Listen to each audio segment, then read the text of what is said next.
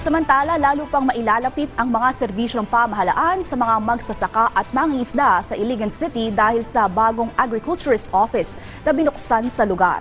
Ang detalye sa balitang pambansa ni Sharif Timhar ng Radyo Pilipinas, Iligan.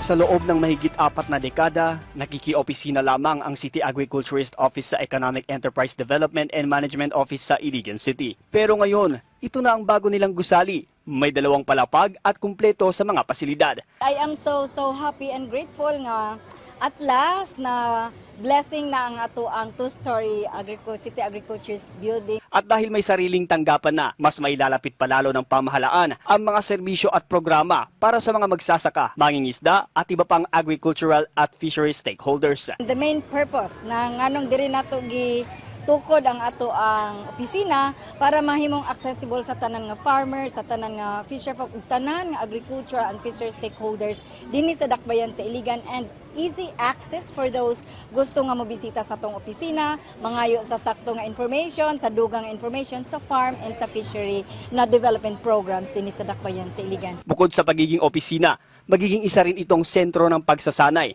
para sa mga nagnanais na mapalawak pa ang kanilang kaalaman sa agrikultura at pangisdaan. Ang naturang proyekto ay nagkakahalaga ng humigit kumulang 8 milyong piso na pinondohan ng LGU.